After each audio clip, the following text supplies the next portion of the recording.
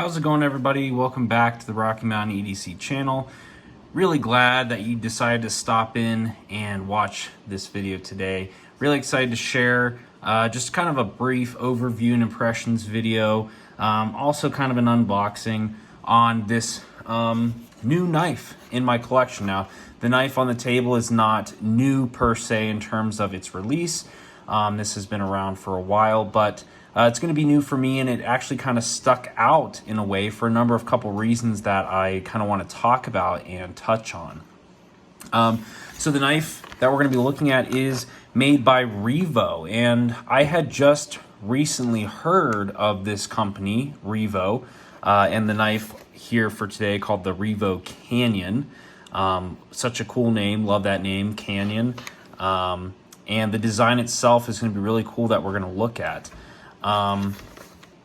So Revo is designed in Colorado, and I actually saw this at a local sporting goods store and haven't heard of it before. So the knives are designed, I believe, in, where was it? It was in somewhere in Colorado. It might have been Fort Collins, perhaps, in Colorado. So this is designed there, but it is not manufactured or made there. It's going to actually be manufactured and made in China. So we're going to kind of look and talk about that. So really cool kind of packaging here. It's just a standard clam package. But they do give the specs here on the back, which is kind of nice. So we have 3-inch blade, 9CR, 13 MOV. Overall length is 7.4 inches long, end to tip. Handle 4.4 inches long.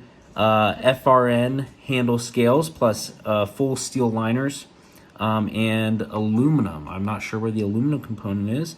The clip is stainless steel. It's also reversible. We have a pivot system, ball bearing. So there is a ball bearing pivot system in here. So we're going to be seeing some smooth action. And the locking mechanism is a button lock, and the overall weight is 3.4 to 4.2 ounces. I'm assuming that that is 3.4 ounces for the knife and 4.2 ounces including the packaging. That would be my guess. That's kind of weird to put a range on there. Maybe that's for different variants of the knife. Not really sure. But that is the specs on the knife. Kind of nice. They do give that on the back there just for you to kind of get an idea of what's going on.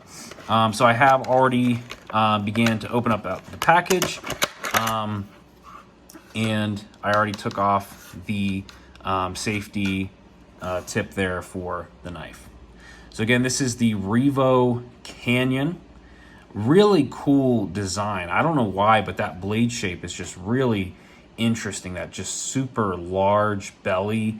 I don't know, it reminds me of something that I can't put my finger on, but it just seems like part of it kind of gives me like a skinning knife kind of vibe a little bit. Really cool design there. And again, this is a button lock, so kind of see how the button lock system works. Pretty smooth. Those ball bearings definitely help. The button lock is a little sticky. This is my first button lock knife, so I'm not really sure how the button lock is supposed to feel. It does feel in this case like there's a little bit of resistance, like there's almost like a break that you have to make in order to actually get it to press. You actually have to put a decent amount of force on there. If any of you watching the video are familiar or have a lot of button locks, let me know in the comments what the standard kind of feel of the button locks is like, because this is kind of new for me. So it's kind of, this one's kind of sticky. I don't know if you guys can kind of, you can kind of hear a click, almost like it's got a break, something like some type of fitting. So that's pretty interesting. Looks like there is internal stop pins. So I don't know if you can see right there and there. I believe there's internal stop pins that is actually stopping the blade when it's closed or open, right? And obviously we can see the button lock mechanism. So we have that larger kind of ring portion here that's kind of stopping. And then we have that thinner part when we move that out of the way, moves freely. So that's really cool. Standard thumb studs, right, for opening, and also you can use the button lock mechanism itself. The thumb studs, pretty wide, pretty standard. I would say those are pretty standard Chinese made looking thumb studs.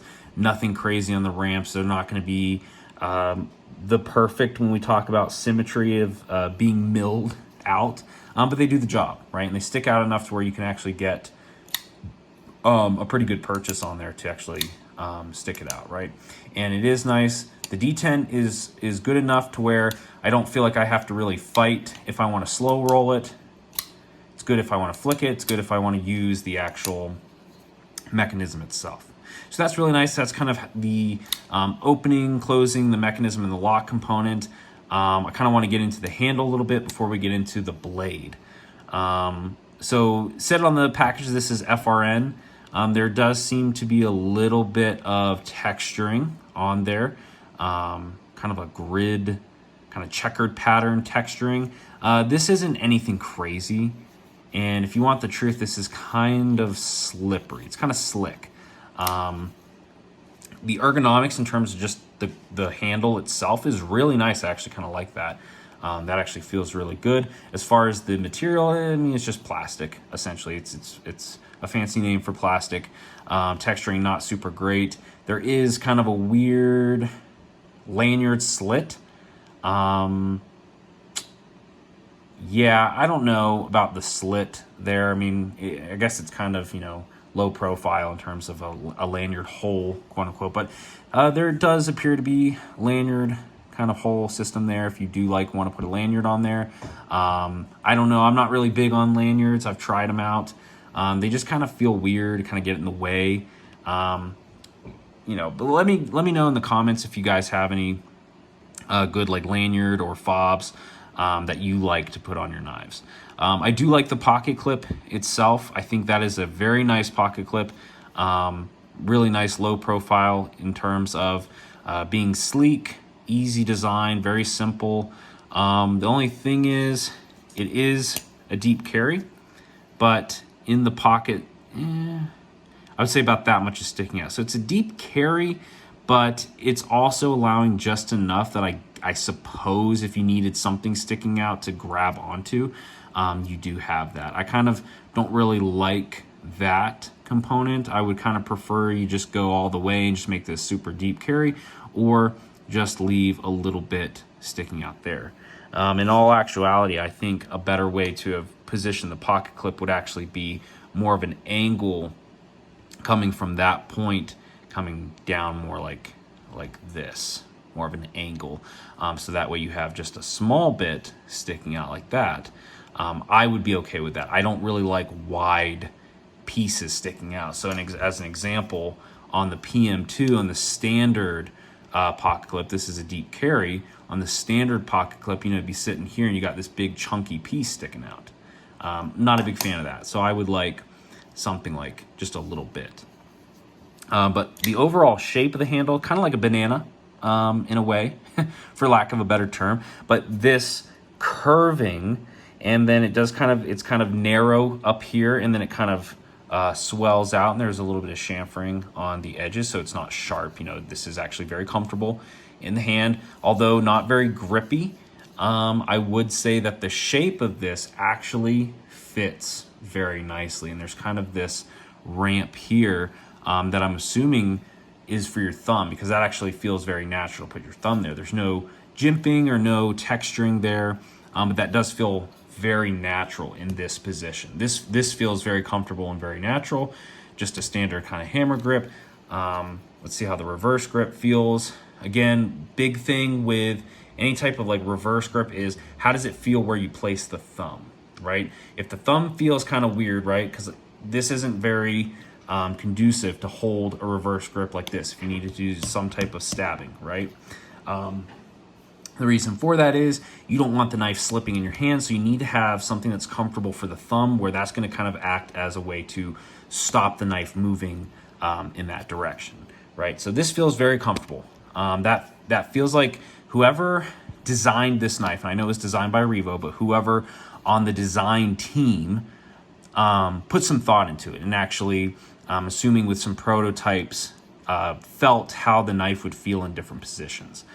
So that's really cool. And, you know, as far as knives go out there right now in terms of button locks and just kind of this, I mean, this is 3-inch blade. What was it, like 7.4 inches overall from the butt of the knife to the tip of the knife. You know, this is a standard EDC style knife. You know, this could be used for outdoor use, could be used for just everyday carry, you know, light cutting tasks, could be used for camping, some things like that.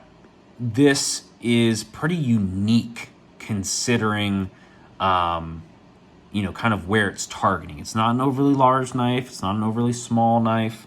I would classify this in the EDC realm, but being unique, this stands out. And I think that blade shape, I mean, that is just cool looking. I mean, I don't know about you guys, but that is different, right? I typically not a big fan of knives, at least for EDC. I'm not a big fan of really large bellies. Something that is a drop point and has a lot of flat. This one does have a decent amount of flat. Good sharpening choil, if you can see there. So there is going to be some decent life you can get out of this. And arguably, you know, with how tall the blade is, I mean, obviously this portion up here is going to be a lot different. So really, in terms of that sharpenability, it's really just going to be talking about, you know, down here at this flat part. But you do have that really large belly. So if you do need to do some cuts where you're more concerned about possibly piercing into something where you don't want to, you need to do, you know, some cuts like this, right? Or some cuts like this, you know, I think about skinning or something, right?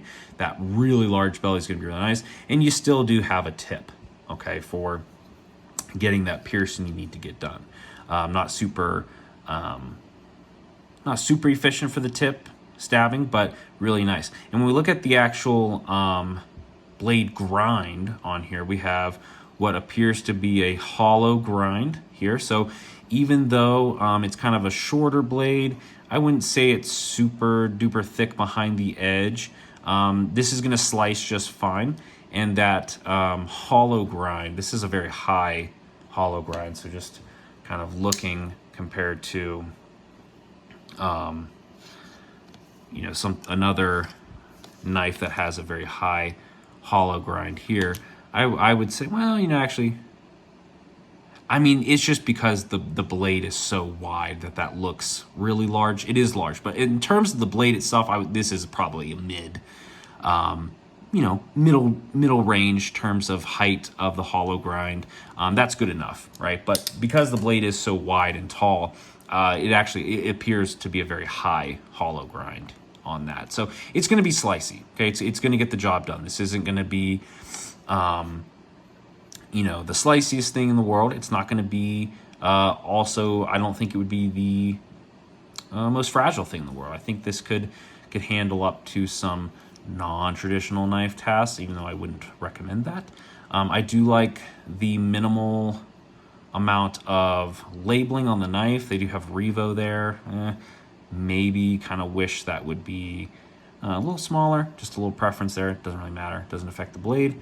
And again, that pocket clip is reversible, which looks really cool. So for lefties, you are taken care of on this knife.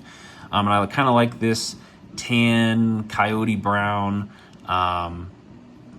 handle scale there. It does look really nice. And again, it's called the Canyon. And I think, you know, the name of the knife also fits the vibe of the knife. And I would say, yeah, this is, if I were to call this something, I would call it a Canyon. Yeah, the Revo Canyon.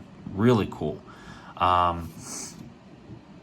So yeah, designed here in Colorado, really cool to see a local knife made here, at least designed, right? Manufactured in China. But I would put this on par in terms of quality, just to give anybody that's not familiar with this brand, I would put it on the same quality as, you know, Civivi and CJRB. I mean, it's up there in the category for that.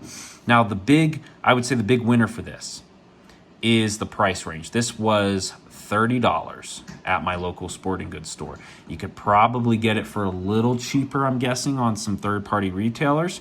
$30 for, you know, a 3-inch blade, button lock. It feels good quality. You got ball bearings. I mean, this is just pretty standard. I mean, this is not a, this is a simple knife. It's in that budget category, but it's useful. This is a useful knife. This is not, you know, maybe it's not the most premium made item, but when I say cheapness, it's not cheap in terms of the quality. The quality is good, the price is cheap. That is just what you want. And I believe that is kind of the motto of this company, Revo, is that they want to offer affordable knives that are reliable. And this seems really cool, kind of excited to put it in my pocket and see how it does, especially with that interesting blade shape. I'm excited to carry it around and let you guys know how I like it. But that's just kind of the overview and impressions I got for this knife. Really excited to get to have shared this with you guys. So make sure that if you like this video, leave a comment, give a thumbs up, and subscribe to the Rocky Mountain EDC channel. Thanks.